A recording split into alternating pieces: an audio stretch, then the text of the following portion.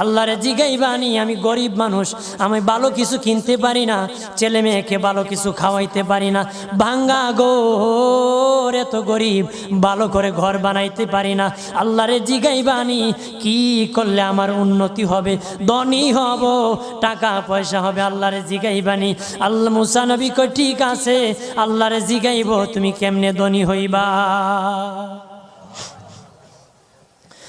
আল্লাহ নবী মুসা নবী তিন রাস্তার মোড়ে যা দেখে একটা লোক বসে আছে, তার দুই হাত নাই, দুই পা নাই, দুই হাত নাই, দুই পা নাই।